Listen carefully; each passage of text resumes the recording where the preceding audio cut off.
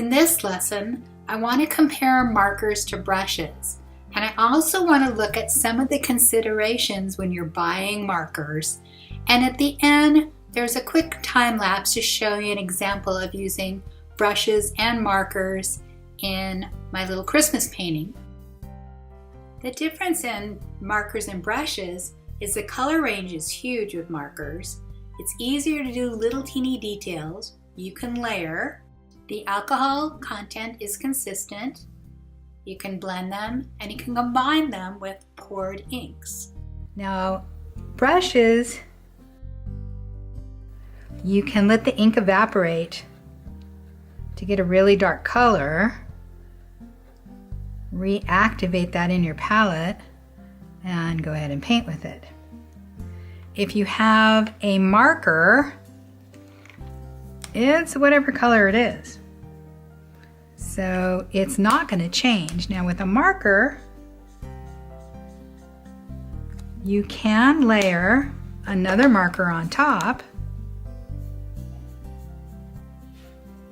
to get a blend of colors, where with the brush, you can also layer a little blue.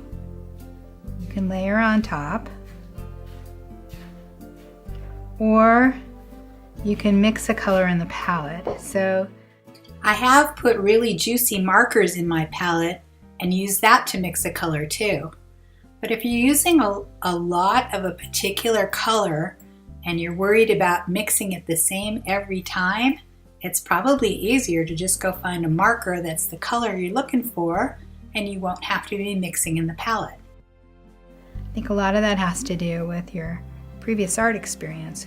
The other thing is, with a brush, you're not really sure how much alcohol is on there. You have to kind of wipe it and use it to test it.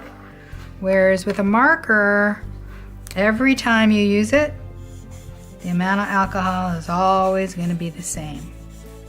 Use something with a brush and then come in with a marker on top, and you can combine. Have brush work, poured work, and marker work to make your paintings really interesting. So how do you decide which markers to buy? For a lot of people, cost is the element. If you're picking specific colors, you want those with a big range. Which nibs do you have?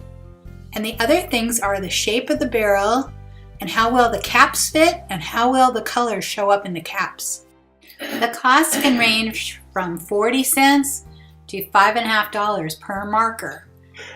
The prices are better if you buy them in sets.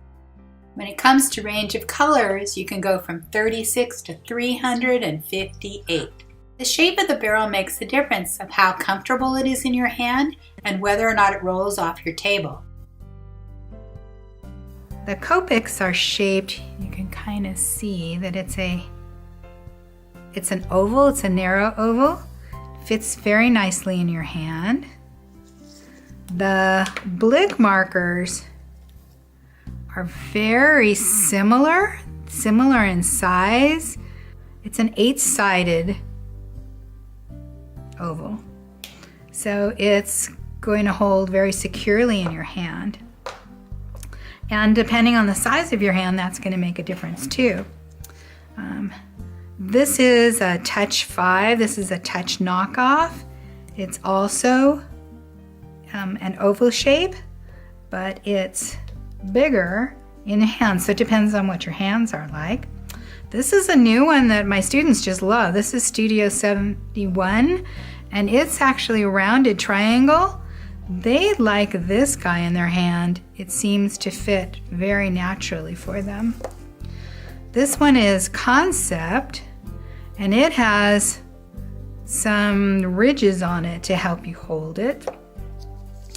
The old Spectrum Noir, well, the first one the oldest were 4-sided. Now they are 6-sided, and you can see it's bigger than some of the others. It works really well. This is their new Illustrator line. It's a little bit smaller, and it's 6-sided. The big is just shaped like any pen, so it's just round. And the Prismacolors are round. So the manufacturers are messing with the barrel shapes to try to make something that's really appealing to you. In looking at the caps, you want to know if they're easy to close and if the color matches the ink. The way that the caps close also makes a difference. This is a concept. They've got a really cool idea where they've got it kind of curvy, but I can't tell you how many people don't put the cap on right and then your marker dries up. There was a set of Spectrum Noirs for a while that when you would pull them, the whole top would come off. But for the most part, the caps work just fine. Now the color on the cap doesn't always match the color of the ink, so don't trust it. Make yourself a color chart. I wanted to provide you with a little demonstration of using markers and brushes combined in a little Christmas picture that I did recently. So this is on really fast speed, but you can see that we started with some markers and then added some brushes. And then I'm going to go to several different markers just to get the color that I wanted. These are Copics, see I pronounced it right, of various browns. And it seems like browns is what I look for in markers more than any other color set. This ornament has the light of the candle shining on it, so it goes from light browns to dark browns. And the markers really make it easy to get into little teeny weeny places. And you can layer on top. It's different than coloring because you layer and you blend. And here is my little finished painting of an ornament in a Christmas tree.